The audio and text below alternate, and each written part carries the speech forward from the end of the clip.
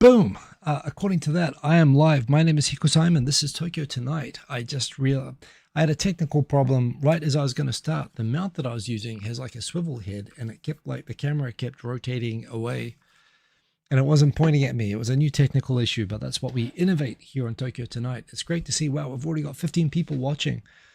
For those of you who missed, so first of all, got so many people in here. We just did the announcement of the winner of the first ever MASH beat battle that I did with DJ Sunnyside Up, which was a ton of fun, and we're going to continue that. My idea is to let all of you participate, not just by voting, but probably my idea is that for the after party tonight, when you guys pick all the tracks, DJ Sunnyside Up and I are going to pick one of the tracks that you guys picked for the after party as the track to mash up for next week. It's kind of fun, actually. So much about the whole exercise was so much fun. Of course, so much respect for DJ Sunnyside Up, and I actually I did my way, and and some people said immediately they've heard so much of my stuff now, they know my taste in music, they know where how I would mix or whatever.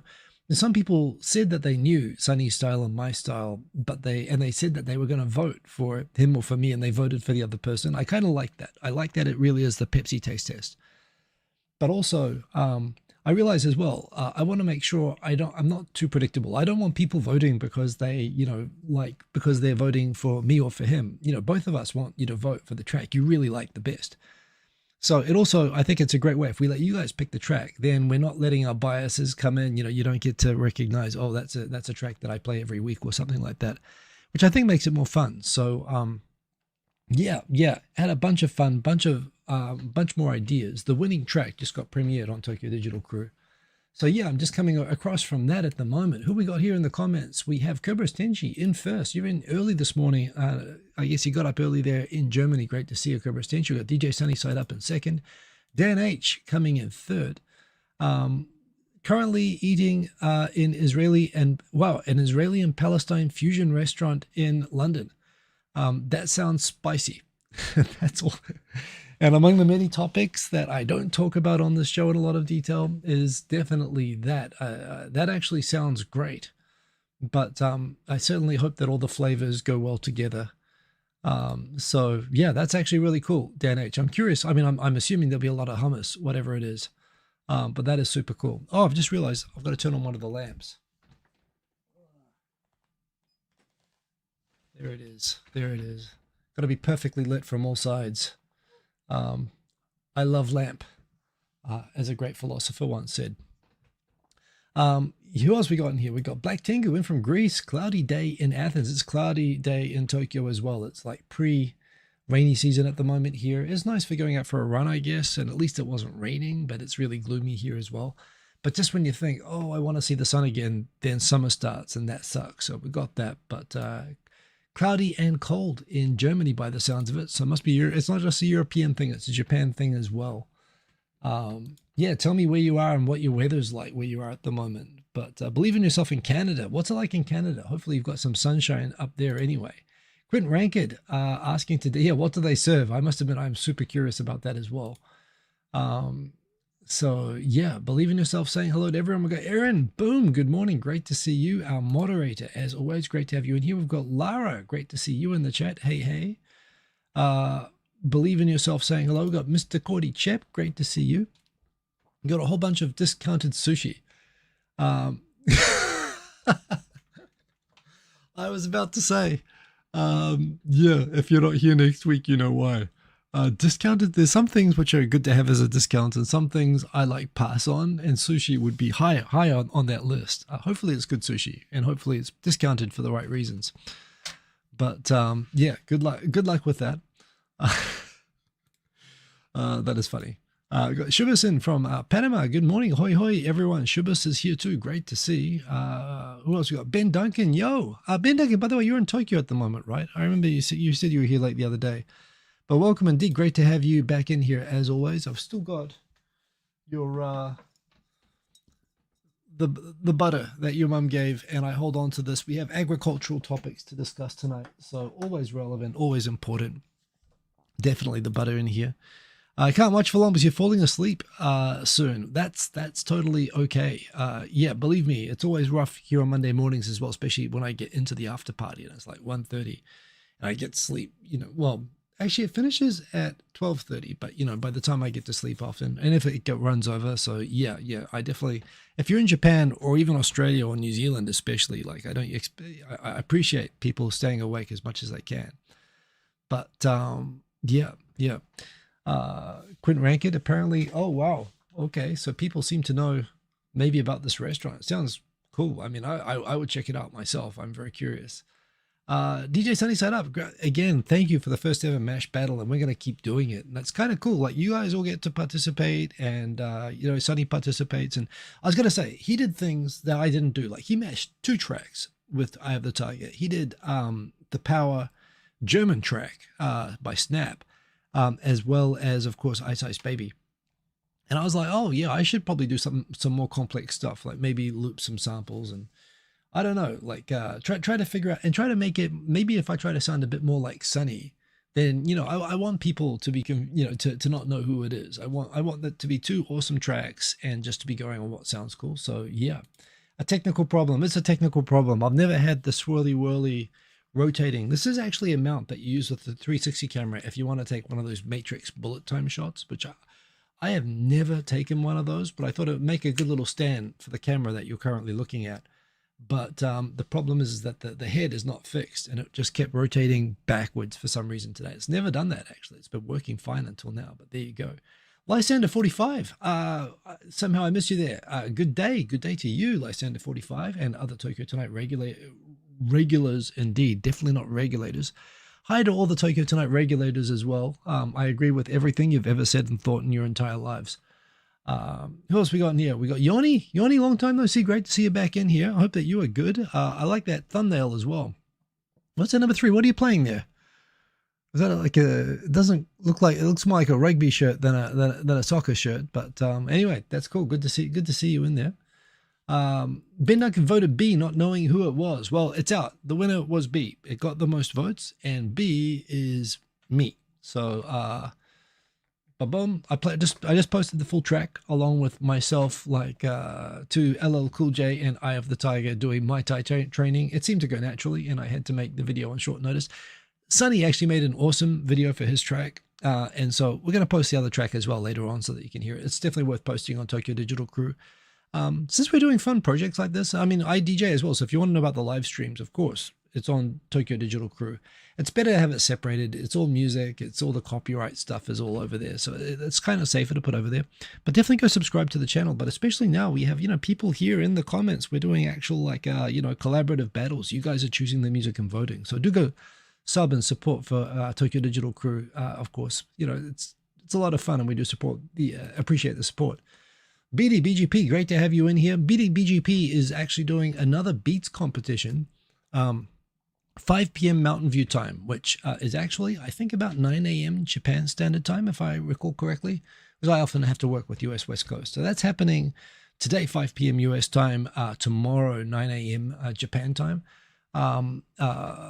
In fact, I don't have the link anymore, but if you check out, I'll retweet Sunny after this, but so you can find it in my Blue Sky. I'll share the link, but yeah, there's going to be some battle with beats from BDBGP and DJ Sunny Side Up, apparently both battling each other and teaming up with people that they know. It sounds like it's going to be pretty cool, so check that out in the morning. Who else we got in here? We got we got Yuri the Best in from Kyiv. Great to have you in here. Good morning, Ukraine. Hope the weather's better over there than it is in other parts of Europe and Japan. It's been pretty crappy over here. Glad that you enjoyed it, man. I'm glad that you voted. Yeah, love that. Staying safe and socially isolating. Well, yeah. Yes. And this is what I like as well. Judge the music, and if you liked A more, definitely vote for A. If you like B, I appreciate. But there you go. I liked A. So, I don't take any offense at people liking A. It was a great track. When he actually did it the opposite way around and with Ice Ice Baby, I was like, oh, that's awesome. So yeah, cloudy and mild there in Indiana. Well, the whole world seems to be cloudy and mild today. We got, who else we got here? We got Sadiq. Great to have you in the chat as well. Nice to see you in the chat before, in the pre-show. and all of that. Void Theft, thirsty for third. I don't know what that means, but good to have you in here anyway. As always, nice to have you in here, Void Theft. Remember to like the video, do what Erin says, or else she'll moderate you, I suppose. That is a good reminder, as always. Remember, the videos are not monetized. There's no annoying ads on here. This is all for you. So BDBGP is the host of Battle of the Beats. Okay, that's pretty cool. So, yeah. Okay, let's go into the topics. There are a lot of topics. Again, I was just going through before the show. If you follow me on Blue Sky, you would have seen me spam out all of the topics. But of course, the big one that we had was we just announced the winning track. So if you want to go listen to it, I've got a link on my Blue Sky. I will post the other one later on. The way the format of the show works, I actually announced it on a separate video this week. But Sonny and I, we mash an entire track, but we actually take out a 90-second like battle sample that we compete on, just so that you don't have to listen to like 8 minutes of music, like listen to a 4-minute track twice. We pick 90 seconds. We play it A versus B. We use the sort of anonymizing thumbnail so that we don't try not to give away who it is. And yeah, you vote for the 90 seconds you like the best, and the winner gets to post their whole track along with a video of their own making and inspiration, which, yeah, ton of fun. So we're going to do that again next week, and you guys are going to pick the track. So yeah, getting into news. Wait a minute, PB isn't here. Welcome, PB. Thank you for voting as well on the MASH battle. Read an article on The Guardian today that suggests there may be a few stray wild moose in New Zealand. I did not know that there were any wild moose in New Zealand. We definitely have deer. We have boars. We do not have bears, though. We have sheep, rams, goats. I think we even in some parts of the South Island, we have like some small sort of mountain antelope type animals. I forget what they're called, but you know, of course, they're all imported. New Zealand has no natural mammals except for bats. We only have flying animals native to New Zealand. Everything that like walks around in New Zealand was imported. The rats, the sheep, the dogs, the people. So a moose. I don't know how. No. A few stray wild moose? How could that happen? I've never heard of moose being in New Zealand. So that'll be interesting. I mean, everybody basically in half the country has hunting rifles. I'm sure they'll be out there looking for it, and not an easy animal to hide. So yeah, that is interesting. I've been deer hunting and rabbit hunting as a kid, by the way. So yeah, we've definitely been out there. But I tell you what, if I saw a moose, I'd probably run the other way. No hippos. No. Interesting.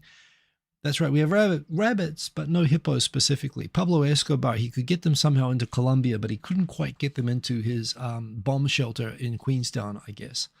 Meese. Yeah, I think meese is the plural. It was a moose's meese. I think there was the... Yeah, I think on... oh, God. There's the cartoon with the moose.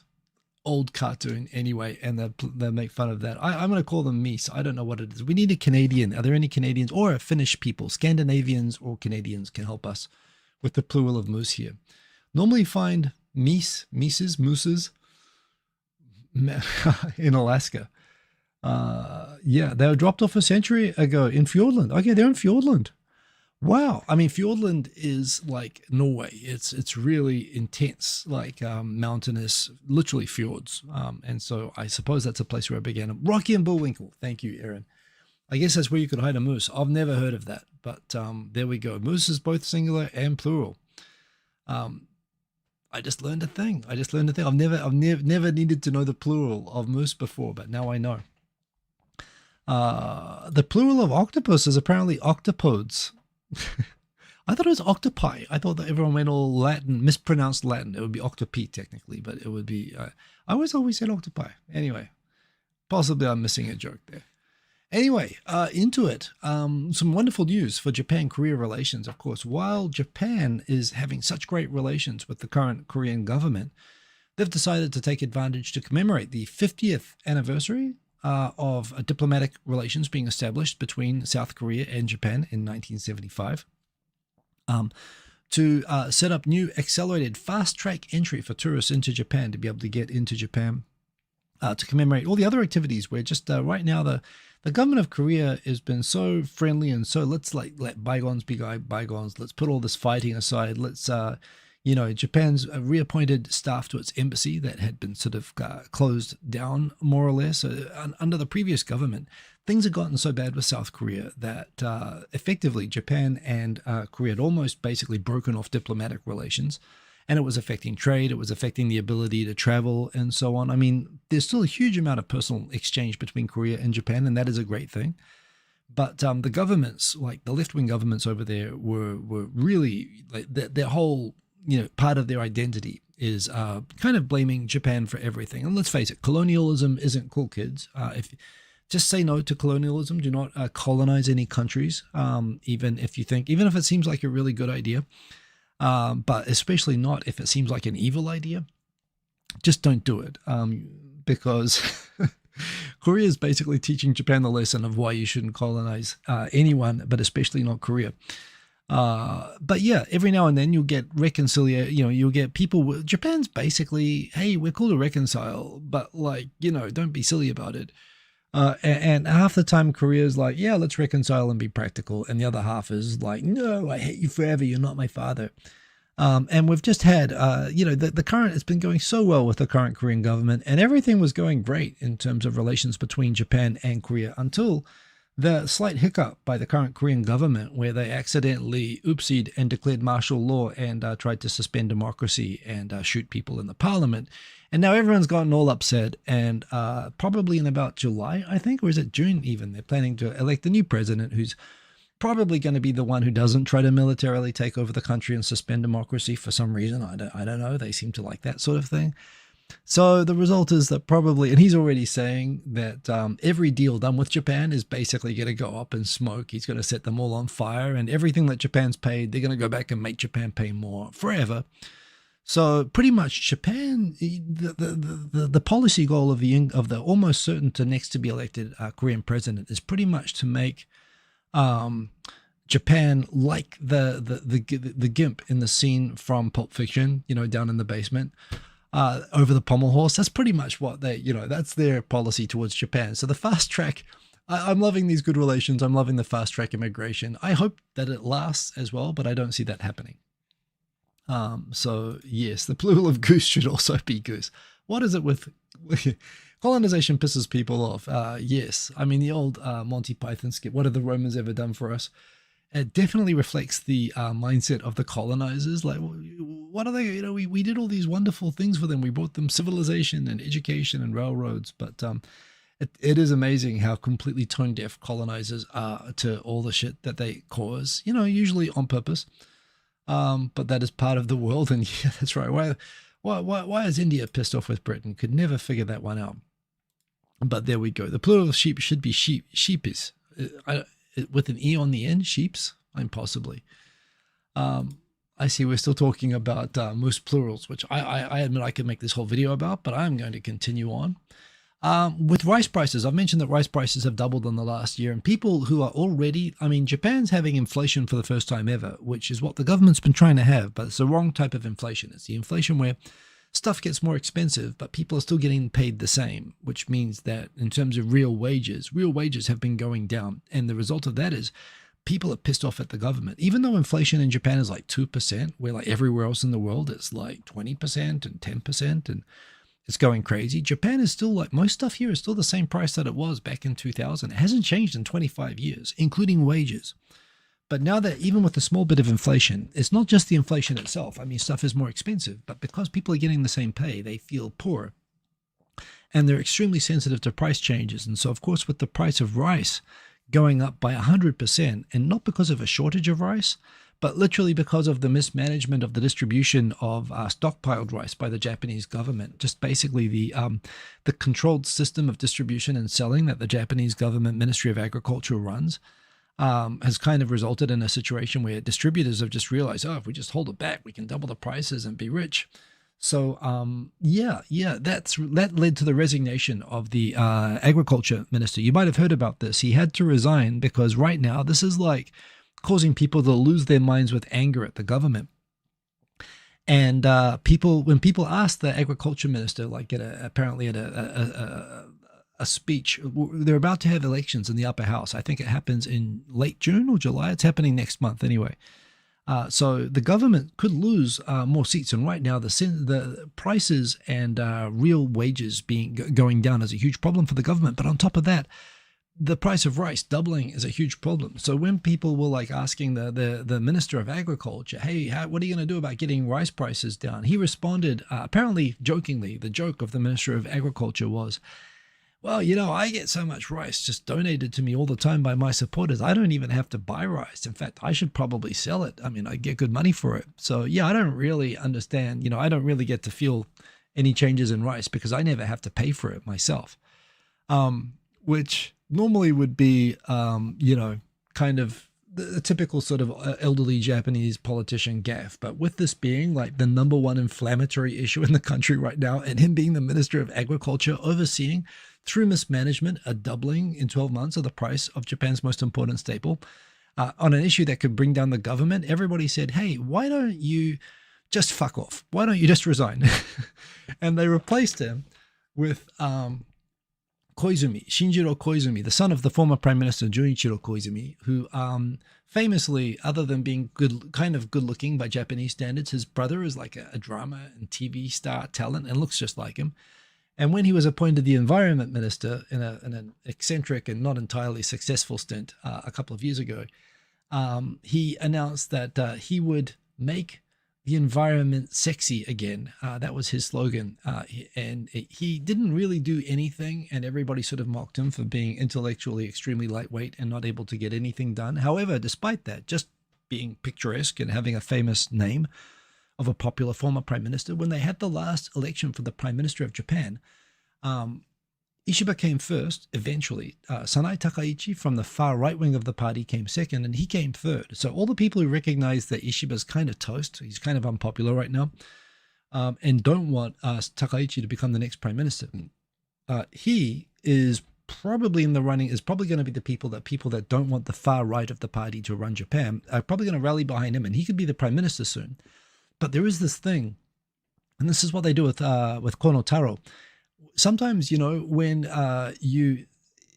either the prime minister is doing him a favor, like giving him a high profile role to let him, step up and be a successor and become the next prime minister, or more likely he's handing him, a whole bag full of ass, just basically knowing that he's going to screw it up to sabotage him from challenging him for prime minister so that he can stay prime minister. And it's definitely the latter. And this is what they did with Kono Taro. They gave him all the toughest posts.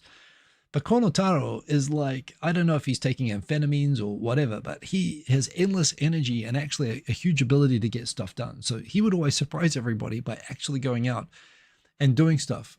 And Koizumi, first day, it's actually down here. First day, he met with the head of Rakuten and said, hey, the government sucks at distributing rice. So why don't Rakuten, which is Japan's sort of version of Amazon, why don't you guys distribute it for us? And so on.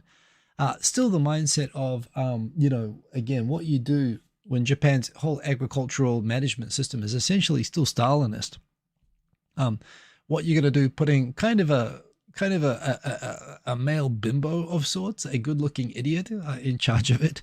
I think this is actually a plot by the prime minister to protect his role as prime minister by showing just how bad the alternatives are, by putting him in charge of the most inflammatory role that no one's going to easily be able to fix. But there again, if he wants to be prime minister, here's his chance to show that he can do it. So it's an interesting time. Anyway, lots of politics and stuff this week. So we've got all of that. Only 50% of people liking. So yes, get in there and like that, definitely. The armed forces of organized crime. Money is just a method. It's not a purpose. That is deep, and I can't spot any particular issues with that right now. Certainly people use it as a goal, but you're right, it's just a means to an end. I think that is a fair statement. Does he have the same Koizumi hairstyle? He does not. Koizumi had the distinctive, everybody said it was the Richard Gere hairstyle. The pretty woman. Oh man, that was a movie. And you know what? Richard Gere annoys me just on so many levels. I'm not going to go, I don't have the huge beef with Richard Gere, but since we're talking about him, he starred in the remake of the Japanese movie Shall We Dance? And the movie Shall We Dance? It's a great movie. Totally chasing a squirrel here, that this was not intended. Richard, basically, everyone said that the former prime minister, his father had the same hair as Richard Gere and was kind of charismatic and good looking. That's as far as it goes.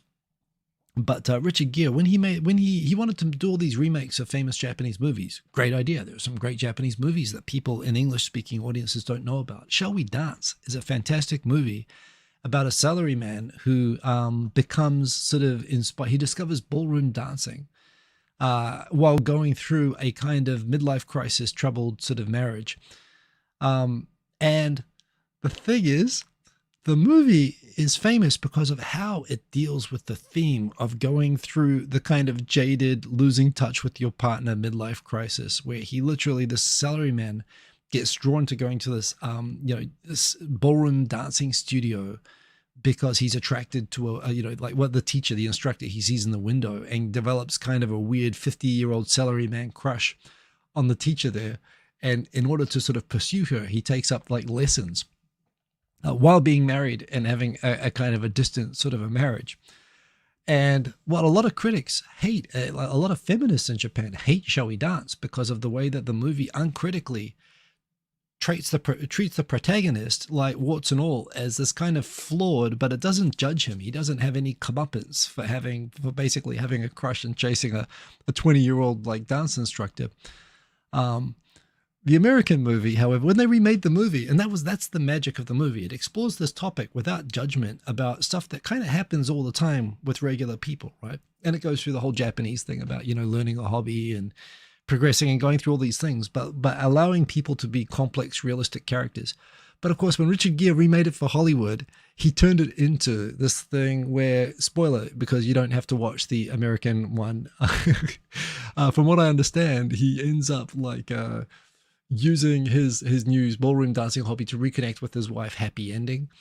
It's like, which is the whole point of the movie, is to show a nuanced and, messy kind of relationship, and they just couldn't do it. So anyway, Joichiro Koizumi is an idiot.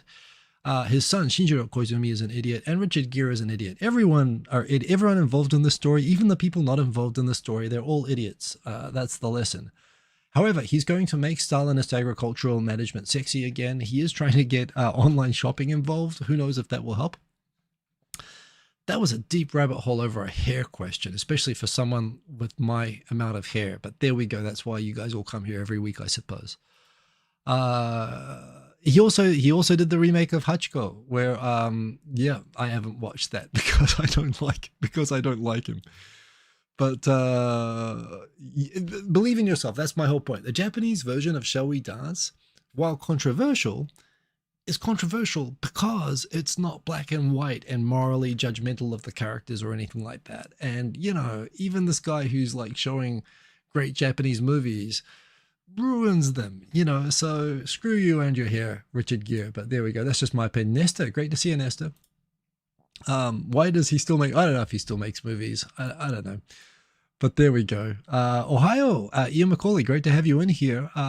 Yes, that's the conclusion. I mean, every story ultimately can be summarized as, and they were all idiots. I think that's pretty much how the world mostly works. Rutger Hauer, there's a name I haven't heard for a while. Zatoichi, the Blind Swordsman. Did he make that? I don't know. To me, he's a classic sort of B-level star. I like Rutger Hauer without knowing anything about the guy. As long as I don't know anything about him, I probably like him. Real wages. I just talked about real wages. So people's rice has gone up 100%. Japan's main staple food has gone up 100%, while wages have gone down 0.5% in the last fiscal year. 3 years in a row, wages have gone down while inflation is going up. So the government's been trying to achieve inflation. They've been asking businesses have raised their prices, but they're not paying people more. So basically, while companies are charging people higher prices for things, because they want to stimulate the economy, they're not paying their own employees more money to go buy the things with, and the economy is shrinking. I mean, again, this is probably a bit of a preview of what people are talking about with AI, for example, where you can make everything more productive. But, if you don't have enough wages going through the economy, then how does that work, even if you improve efficiency or whatever? I should watch Zatoichi. I have not seen Zatoichi, so there we go. You don't even have to throw a squirrel at me. No, except Dan H, we all want to know what's on the menu at the restaurant that you're at. I'm gonna bet. I think there's a solid $1 that there's going to be hummus on the menu. But other than that, I'd love to know. I think hummus is like I've heard it's like the thing that can unify the entire Middle East is that it's the one food that everyone can agree on anyway. But I'm curious what fusion Palestinian Israeli food is. Anyway, so it turns out Japanese people, of course, gambling is illegal in Japan, but like a lot of things that are illegal in Japan, it's kind of legal.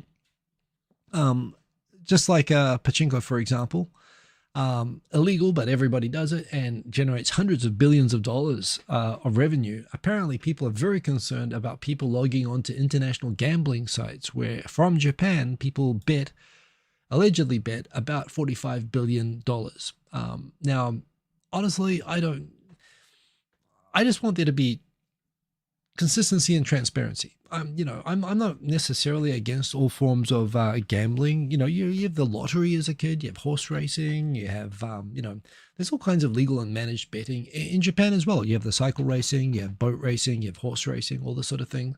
So, and that said, I feel a little bit queasy and uncomfortable at how sports betting has gone so out of control in America to the point that athletes who are just doing their best and playing games are getting like death threats after games from people who have lost money on bets and are having like mental health issues, as well as like how the destructiveness of gambling and the way that in Japan gambling has always been understood to be a part, as it is everywhere, but I think it's better understood in Japan than it is in places like America, that gambling is a quick path to workday loans and short-term high-interest loans, which in turn becomes a quick path to getting tied up with bad people and getting wrapped up in bad things and having a very bad life.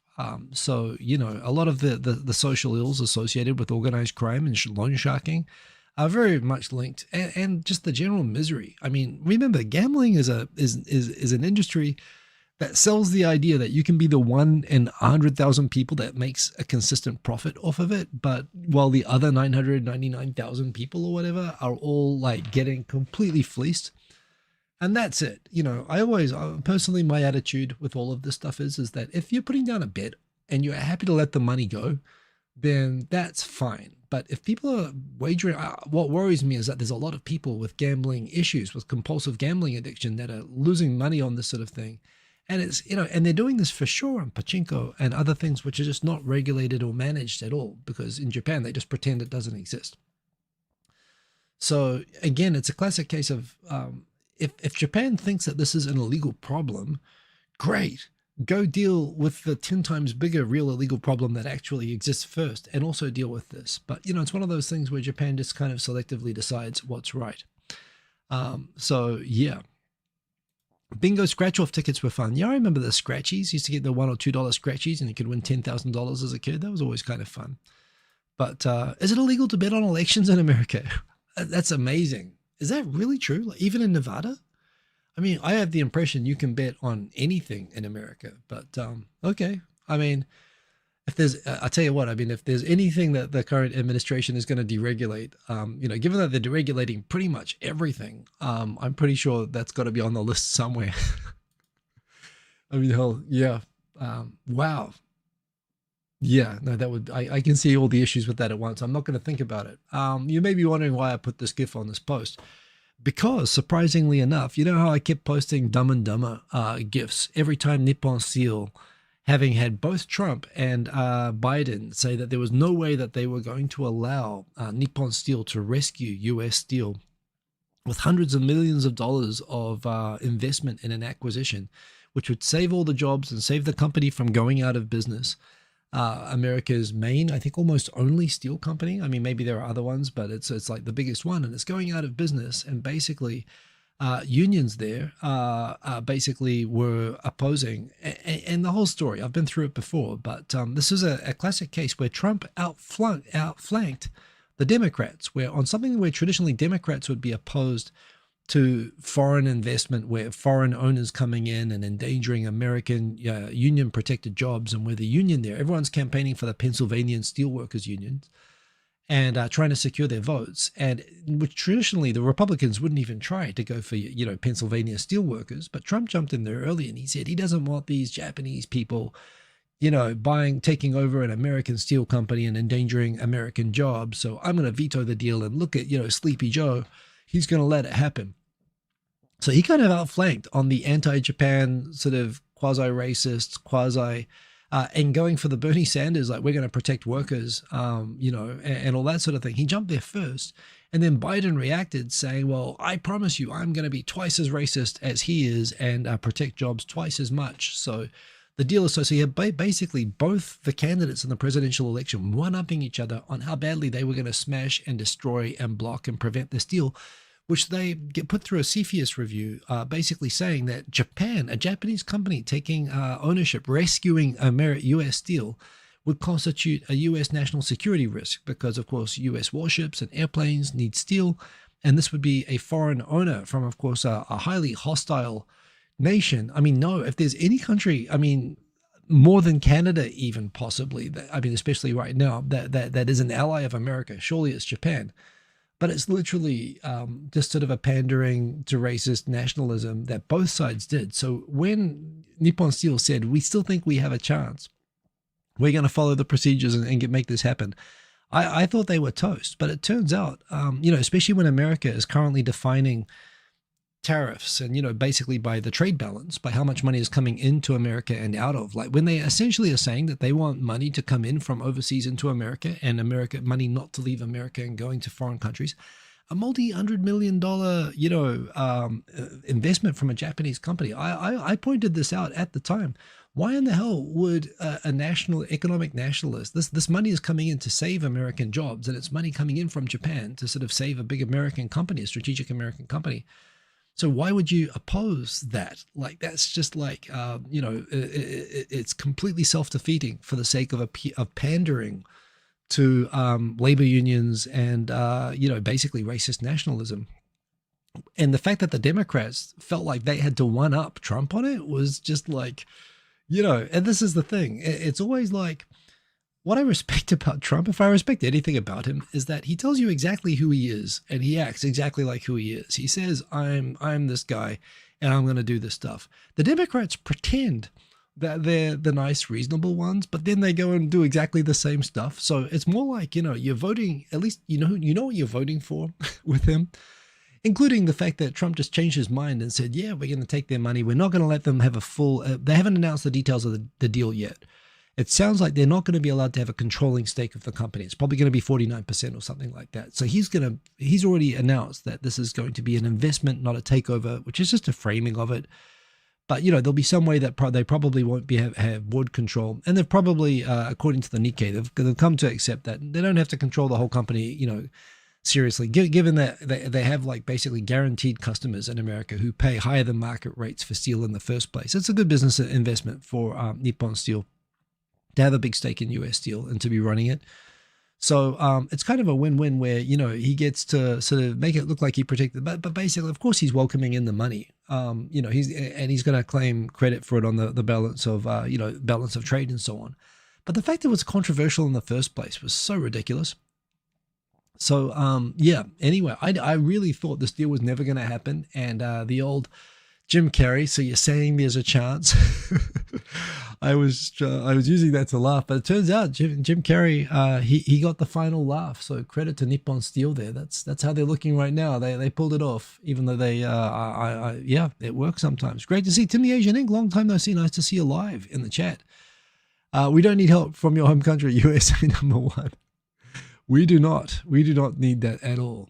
You don't know Ozu. I'm probably missing out too much in here, so I'm just going to keep going down the comments. Jane Motts, great to see you. Greetings from the UK. Greetings right back at you. Great to see you here in the chat. Interesting story here. You've heard about these. If you follow The Economist, which is one of the best, still great. I mean, everyone's struggling at the moment, but if you ever want good, detailed, insightful news information about the world, The Economist is the best site for this from the UK. They did a podcast series recently featuring how they had these huge scam centers, like whole cities of basically scam call centers being run in Myanmar, basically in war zone areas that were outside of the government's area of control, basically being run by Chinese gangs, some other gangs as well, where they set up whole functioning cities where they essentially deceive people, saying that they've got high-paying work for them in Myanmar, where they need English speakers, for example, or people with language skills, and they get people from countries like Kenya, from Philippines, people who can speak English. They promise them high-paying, work in Thailand, And when they get picked up in Thailand, they basically sort of get abducted and driven over the border into Myanmar, and they get funneled into these, cities where they're under sort of armed guard and sort of held hostage by these gangs who make them run scams against people online. Online these they call them the pig butchering scams, where they'll pretend to sort of feign romantic interest and try to get you interested in crypto and sign you up for a crypto account and make you think that you're making money on it, and then flip you to another account where it's not a real crypto account and they're taking all of your money. And this has been done like all over Myanmar, and there have been, because it was causing such big problems for Thailand and Myanmar, the Thai military went in and liberated a whole lot of these cities and rescued a whole lot of the victims. I mean, the thing is, the people who are doing the scamming of this often, and you see these online channels about, people who are running scams and so on, but often the people themselves are themselves abducted and sort of, guns to their heads doing this kind of thing. So it's a horrible, horrible, enterprise being done on city scale in Myanmar. So a Nagoya 16-year-old who was enticed to go overseas for work and ended up in Myanmar, the news story here is really simplistic. It says that he's going to be charged with participating in a fraud ring being run out of Myanmar, making scam phone calls from Myanmar as part of a fraud ring targeting people in Japan. Everything I've seen about these fraud setups in Myanmar is that this kid is probably a victim. They've arrested 2 other men who are at the same scam center alongside the 16-year-old. So they are, the suspect allegedly, the student entered Myanmar after a man he came to know over the internet last year told him he can learn programs abroad. So maybe programming is what they mean. But basically, the people doing the scams themselves are victims. And I don't know, the fact that the police are arresting these people, I hope that they've seen all the information about what's going on in these camps. It's horrible, and I don't know what you can do about it necessarily, but it was really interesting to see a case where even Japanese people are being targeted by this. And sure, some of them obviously do it willingly, and there are examples of this as well. But the way the scam centers that were being caught in Myanmar were involved abduction and human trafficking, and so on. And these people were often subject to intimidation and being followed by these gangs in their home countries, which being Philippines and Kenya and places like that. So the pig butchering scams. Specifically, there's a great series on them, and it just sort of shows why they're so effective and how they work, and how they sort of work on having basically it's like an MLM of misery, of just people basically coercing one another, and it's really scary. Actually, it's one of those things to make sure, and that you don't ever get wrapped up in, or and something that a lot of people get like deceived into. They think they're through a dating app, they meet someone, they form a relationship, they plan to meet, and they end up getting abducted, basically, and forced to do this sort of thing to escape. So, I don't know. And the scams normally don't involve going straight to Myanmar. They normally involve going to some other country, typically Thailand, where they get taken in. I don't know. I'll listen to hours of podcasts about this, and it's really sad and depressing to listen to. But it's the first time I've heard about it connected with Japan. And maybe he did it willingly, and maybe he knows, and maybe he's a bad guy. But I hope that the police are actually getting the full story of it anyway, especially for a 16-year-old. So, yes, they got shut down literally. Thailand cut off the power and sent the military across over and liberated a whole bunch of them. Not all of them necessarily, but I think a whole bunch of them were in the Karen area of Myanmar, which is right along the Thai border, which is where the people are getting driven across. So, yeah. Exactly. Of course, if there are bad people doing it on purpose, and there are bad people involved, no question. And I'm sure there are a lot of cases, smaller scale scams where the bad people are doing the work directly. But when it's being done on this sort of massive scale, and this is something where it goes as far as like cocaine cartels in South America are investing in these scam cities and providing all the infrastructure where the locals basically do all the abducting and human trafficking to run them, because it's more profitable. People, the international crime syndicates make more money off these scam centers now than they make off cocaine, including the risk of having a whole center being raided. It's like having a shipment get raided by customs. It's so profitable that this is kind of a trend that is very hard to deal with, and it's happening everywhere. And Myanmar is just a perfect environment for it. So it's just interesting that a Japanese got wrapped up in that. A lot of things where the Japanese government is more and more old people on pensions needing money, and more foreign residents, and an inability politically to raise taxes to pay for looking after them all. Hey, Musashi Mark, great to see you. And so they're trying to make up for that by basically figuring out ways to increase taxes or collection of taxes from foreigners. And it's all based on this thing that I think every country has, that believes that people like me who are living in Japan, who are foreigners, are somehow probably taking advantage of Japanese taxes for healthcare. I don't know. I think I probably get better free. Well, again, it's always debatable what the quality of healthcare is in New Zealand, but at least when I left, it was more or less free. It's pretty cheap in Japan too. I've got no complaints, but I've certainly paid a lot more than I've taken out of the system here. I definitely contribute, and I contribute through working in Japanese companies where it's properly deducted. However, a lot of foreigners, apparently the delinquency rates are higher. Apparently only 63% of foreign residents in Japan are properly paying their health insurance, mandatory health insurance payments, whereas 93% of Japanese residents do. So the LDP is proposing to not only as a way of increasing collection, to basically force foreigners, rather than having to pay at the end of the year with their taxes, to make them prepay at the start of the year, and to educate people coming to Japan that you got to pay all this extra money for Japanese people's healthcare. But it's just a way, because foreigners can't vote to protest this. It's just a way, honestly, to take the money out of our accounts and sort of take advantage, and to delay having to increase, which they will inevitably have to do, to increase taxes to collect more money for, with the increasing number of elderly people needing medical care. But anyway, there are a few examples of this where the government's kind of starting to scapegoat a little bit foreign residents in a way that it never did before, because we were never that, we didn't have that much of a profile before. Another interesting story. I know it seems stupid how Japanese have these rules banning tattoos from, onsens where everybody's naked or whatever, where you got to wear a bandage or you got to cover them up or something like that. And, people saying, well, it's discrimination and so on against people with tattoos and all of that. And I think that sort of is true. And it's definitely changing now, where I think when I first came here 26 years ago now, it was pretty rare to see Japanese with like fashion tattoos. Like it used to be that only gangsters had tattoos. But now you see them everywhere. You get on the Yamanote line every day, you see Japanese people with tattoos everywhere. And of course, you see tons of tourists with them, which is increasing the perception, I think, and the normalization of it. But that said, the taboo on, and the reason that they have this ban on tattoos is exactly this situation. I mean, this whole thing, by the way, I used exactly those clippers, I think, that they have in the picture there.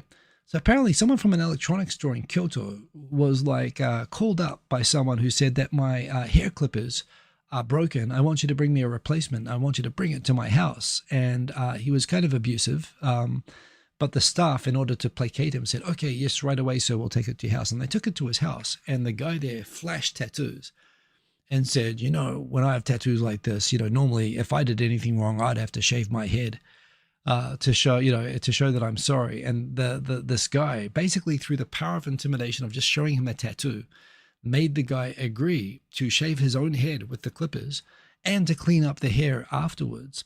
The guy who made him do it, who it turns out is unemployed, and it's not clear if he is a real gangster or not, but he was able to, using the tattoos, intimidate somebody so much just by showing a tattoo that he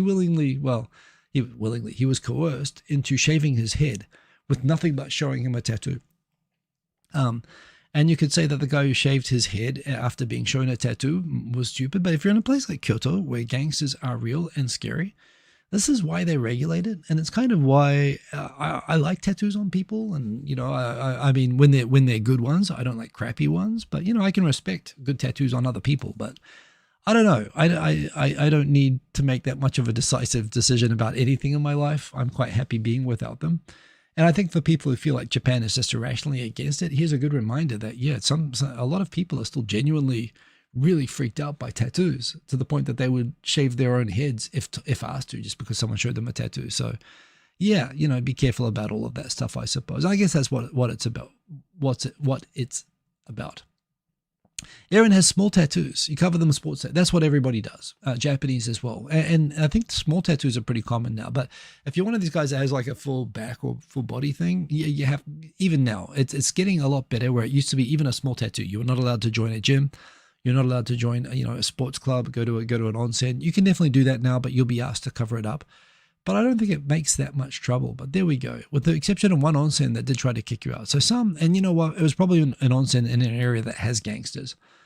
So people are like more hypersensitive. And, you know, Kyoto is an entire area, you know, West Japan, Kitakyushu. I'm sure there are probably tattoo only onsens down there. There are so many people, you know, bad people with tattoos. So just understand it seems stupid, and it kind of is, the discrimination against people with tattoos, but there is a reason, and that's an illustration of the thinking behind it. Does anyone know if this is the same in Korea? I don't. I'm sure that gangsters there probably do have tattoos. I'm sure it's probably similar, but I do not know if it's identical. Tenka Ippin. I think I talked to you about Tenka Ippin last week. Basically, my favorite mass ramen chain is doing badly, and they're closing down a whole bunch. They've just announced which stores they'll be closing down, and they include ones that I sometimes go to. So I feel like, although I'm trying to avoid ramen right now, and I do have my health checkup. Oh, damn it. I just realized I've got my annual health checkup week after next. So as much as I feel like going and saying goodbye to an old friend and going into Tenka Ippin and having some ramen, it's going to do some damage that might not clear up before my Kenko Shindan, which is right before I go on my vacation. So, God, I might not be able to do it. I feel motivated to go out right now. That's it. I'm not sure I'm going to go there and have a ramen sauce ice cream. I'm not sure that I want to do that. But I do feel like going for some Tenka Ippin ramen at the moment. They are closing down like an alarming number of these restaurants, which I really, really like. But yeah, the thing is, you're basically taking a week off your life with every bowl and doing like 2 months of damage to recover. But it is delicious. It is delicious. And as much as I'm sorry to see them go, I'm not sure I'll be getting the ramen broth sauce covered ice cream. But anyway, can you claim that it's an unusual birthmark? That's an interesting approach, PB. I suppose if it was like abstract art in some form, you could probably do that. This is a cool service. I never heard of this, but it struck me as a good idea. Apparently the train company, Tokyo Metro, the subway company, is going to set up a service where when you put your suitcase into a locker, so you know if you're traveling around Japan and you're carrying your suitcase with you everywhere, and you know when you want to go around for the day and you don't want to carry your suitcase around, you go find a locker and you put your suitcase in there, and then at the end of the day you have to pull it out and go to your hotel. Tokyo Metro is going to start up a service where when you put your suitcase into a locker, they will also transport your suitcase to your hotel for you. So you don't have to go back and get it and take it to the hotel. They'll take it out and they'll ship it to your hotel so that you can go sightseeing and show up at the hotel and your suitcases are there. This is a great idea for a service. It's not one that I'm going to use because I live here. But I think this is actually a really, really great idea. And I must admit, once again, I doubted that Japan could ever figure out inbound tourism because it was so bad at it when I used to be a backpacker going around Japan and there was no infrastructure for it. But Japan is actually like, it's a lot of people thinking about all the details of it really well. That's a really great idea for a service. And if you're traveling to Japan, it's something worth looking up. Tokyo Metro is offering this. So I think that's pretty cool. Anyway, what else have we got here? Interesting one for me. I work as a lawyer in Japan. Technically, I'm neither a bengoshi. I'm not allowed to call myself a bengoshi because only someone who passes the Japanese bar exam can call themselves a bengoshi. That's a Japanese lawyer. Also, there's a foreign registered lawyer, which is a lawyer who's registered with the Japanese Bar Association as an overseas lawyer. A gaikoku jimu gaikoku ho jimu bengoshi, or gaiben. I am not one of those either, because in order to qualify for that, you have to have practiced overseas in a jurisdiction where you're admitted for 3 years, and I'm admitted in New Zealand, but I just came straight to Japan. So I am qualified in New Zealand and I practice in Japan, but I am neither a gaiben nor a bengoshi, but I am a lawyer in Japan, and I work with lawyers. So I find it interesting where I'm actually kind of like always looking up Japanese laws and legal advice. Where I need to get something certified, of course I get a qualified bengoshi for it, but most of my day I spend much more time working with obviously Japanese law than New Zealand law. The fact that the new version, the new AI from Google Gemini, apparently can pass the infamously difficult Japanese bar exam. It used to be like only 1% of people passed. Now it's like a normal percent. It's like 30% of people passed now. So people always are very careful to say, I passed the bar exam in 2011, like the year before. I think it was from 2012 or sometime around then that they changed the exam structure to make it easier to pass. But in any case, it still is a very tough exam. And Google Gemini can right now pass the Japanese bar exam with a perfect score, apparently, which surprises me because I find when you ask any AI, OpenAI or whatever, questions about like sort of technical knowledge, again, like including legal questions, I find its answers are pretty consistently B plus. They do like the minimum basics, but on nuanced, like really important stuff, they make mistakes and you can't trust them to do really nuanced stuff. Um, and I'm not sure I would blindly trust Google Gemini yet, even with a perfect score on the Japanese bar exam, which it was probably trained on. But there again, if we're getting to a point now where you can rely on AIs to accurately interpret, give you legal advice, I don't think it's going to replace lawyers, but I do think it is going to make the work of lawyers a lot more efficient. It means as lawyers, it means that we have to think not just about looking up laws. We actually have to think about, so what does that mean for you? What's my actual practical advice? And given the way that a lot of Japanese lawyers I know who practice law very conservatively, where my job is to be a computer for looking up the law and you have to take all the risks and make the decisions, and I'm not going to add any value, yeah, those guys could very well be toast soon. My philosophy and the philosophy that I was trained in is always that your skill is not just knowing the law. It's also really thinking about how to get that law to work for you. But that is really, really interesting. And this is like, I'm sure that this is what it's like in Japan, when none of these AIs are as good in Japanese as they are in English. It is a sign of the times. I don't doubt that the legal profession, as well as, creative professions that we thought were fairly safe from AI are definitely not.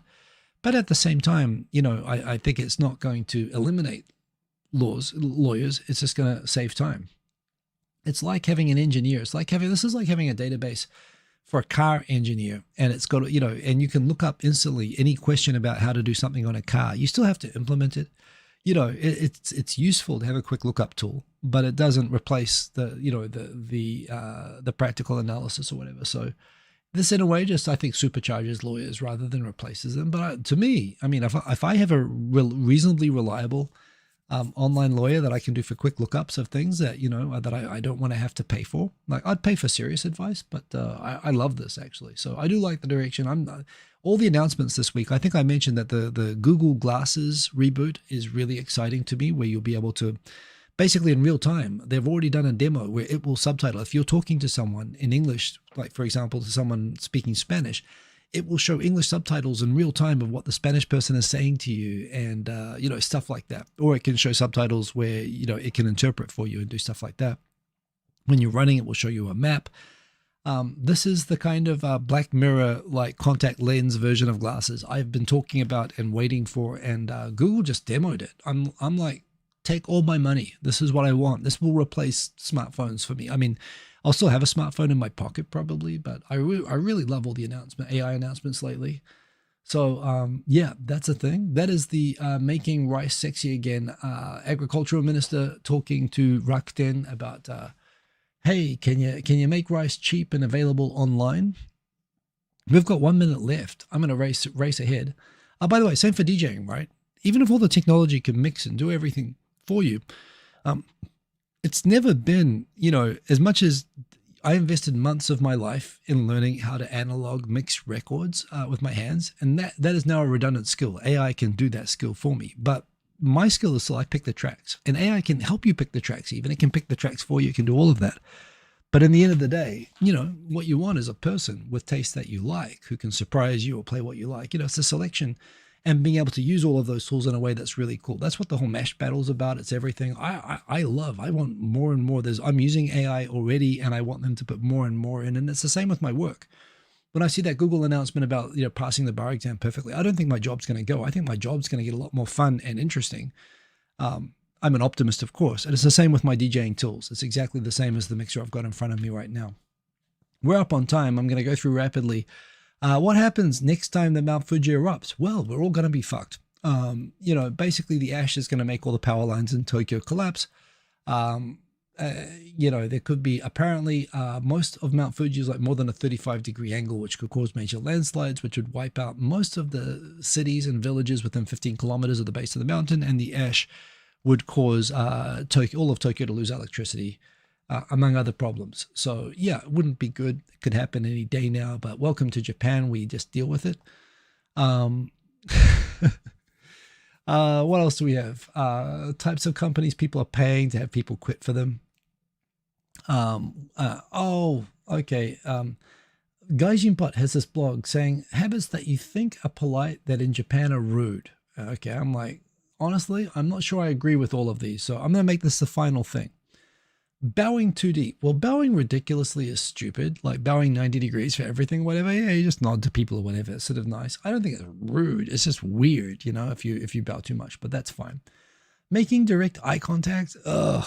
Well, again, I make direct eye contact when I'm talking to people. If I'm explaining something, I'm looking at it. I need to check that they understand what the hell I'm saying, right? So sure, again, time and place. You can look at people if it's necessary, but sure, in general, people look. We were always taught in Japanese class either look at their forehead or look at their chin. If you look straight into if you're having a normal conversation about like how's the weather today, and you're like staring deep into their eyes, yeah, that's weird. I mean, that's weird even in English, if you ask me. Maybe I've lived here too long, but so maybe we are more direct eye contact in Western countries than Japanese are. But there's time and place where it makes sense. So I don't know. Complimenting someone in public? Are you kidding me? Nice shoes. People in Japan are so humble they could not accept a compliment. Come on. No, that's bullshit. Being way too direct. Well, I know Japanese people who are direct as hell. So again, kind of depends. Well, again, time and place. Maybe a Dutch person is going to hit everyone the wrong way here. Like you've got cultures that are particularly direct, for example, but there are lots of Japanese people that are crazy direct. So I think that's bullshit. Forgetting to apologize first. Who wrote this? In the West, we apologize after we've done something wrong. People often apologize before saying something negative. Oh, they mean that. Well, okay, if when you want to deliver bad news, you'd say, yeah, I'm sorry. But well, I mean, in English culture, we kind of do this. But yeah, forgetting to apologize first. I don't know. This seems a little bit too much. Fighting over the bill is bullshit. And it's something that I learned to stop. But I find it obnoxious when Westerners, like, when I say I'm going to pay and they start a fight about it. Yeah, that's obnoxious. That's something Japan does better. But you ask once or twice or whatever, but you don't fight over it. That's definitely true. Showing up too early. This is probably true. If you show up early, you don't sit and wait there. You just go around the block so that you show up exactly on time. That's what you do. And you always deliberately try to get there early, but then you also take some extra laps just in case. And you always want to have a buffer so that you're not late. Showing up early is rude. Oh, it's rude. But certainly, it's like showing up to a party 10 minutes early. They're not going to be ready. So that's kind of it. Putting the trash out early, anything to do with trash is honestly just toxic waste in Japan. That's probably it. Jumping off the elevator first. You learn in business manners the order to get in and out of taxis and elevators, but no one really cares. Just don't be a dick, pretty much. That's all you have to do. You can get off the elevator first. Some people let you go. And I've definitely learned that if someone says you go, you just say, oh, thank you. And you go. You don't sit there fighting all day about it because you just waste everybody's time. Hogging the escalator. Yes, I will physically beat you. If you're standing in the walking lane, I could be going to jail. To quote, give me a break, man. So I fully agree with the last one, but some of this is a bit exaggerated. Also, if you're going to climb Mount Fuji and get stranded, they may charge you the cost of the helicopter to rescue, which is apparently 96,000 yen per hour, about 500 US dollars per hour. Which, if you think about it, 500 US dollars per hour for a helicopter to the top of Mount Fuji and back. I mean, some tourists, that's now with the yen being so cheap, some tourists might just do that on purpose. I don't know how much of a disincentive that is. It is certainly reasonable to be charging people who are going and getting themselves stranded on mountains. Apparently Saitama does this. They charge for it. But yeah. I'm surprised that they're not charging for it right now. So there you go. I think that's it. We've got all of the, I love these glasses. This is the Google Take My Money. I'm waiting for these. They're getting really close to what I want in terms of glasses that look like glasses, but also have a heads up display inside that actually have real-time information that I can look up. That's really cool. Masahiro Nakai from SMAP, he's thinking about going and hiding in New Zealand. I would point out that traditionally people who have been sent away for criminal misconduct generally pick Australia, or at least are sent there. I say this as a half Australian myself, so I can do it. Just making a joke. But no, don't go to New Zealand. Seriously, New Zealand has all these harmonic soundbirds. I don't want someone who can't hold a tune like Nakai possibly polluting the sound environment there. Yeah, they're introducing if you have an umbrella too big, you won't be able to ride you use it while riding a bicycle. All of this stuff, lots of news, but that's pretty much it. So yeah, anyway, I'm going to go over and do the after party. In the after party, I'm going to take your requests, and in those requests, I might find the mashup battle that I'm going to do with DJ Sunnyside up for next week. Mr. Cordy Chap, I may troll Australians, but believe me, the amount of trolling I have received from Australians in my life, living in Australia as a New Zealander, you've got no idea. Although, only at least I'm not Tasmanian. But yeah, it's just a small, and I like to think it's good natured returning anyway. Over after party happening on the Tokyo Digital Crew for people interested. Thank you as always, Aaron. And Aaron, thank you for running the chat. Everybody, thank you for liking. Thank you, everybody. So many people voted on the on the Mash rap battle thing. And we're going to be doing that again, the Mash battle. We're going to make that a weekly thing, and you guys are going to pick the tracks. So we're going to do that. It's fun. I love doing all the stuff where all you guys get to join in on the fun, and it's actually creative and all that sort of stuff. I also appreciate you keeping me company for me sitting here talking, chasing squirrels and talking by myself every week. I hope that you're having a great dinner, Dan H, in the Fusion Israeli-Palestinian restaurant, and I hope it remains peaceful there as everywhere else. Have a good week, everybody. I'm going to be back next week, but then I am going to be traveling for 2 weeks. I may do a stream from Europe at some point. We'll see. I'll be at my dad's place in France for a time. Which I'm looking for. My dad has rented a house in France and is having the whole family. Half the family lives in Europe at the moment, so they're all getting together there. So I don't know. I've never joined there before, so that's going to be awesome, but I don't know when that's going to be. So next week will be the last show for possibly a couple of weeks. So come and join me then, and have a great week, everybody. Remember, follow me on all the things. Check me out now on the after party on Tokyo Digital Crew. Remember to subscribe to that channel as well, because we're putting out some interesting content on there now. And have a great week. Boom. Peace. See you later. Thank you for joining. Thank you for commenting. And remember to like. Ending stream.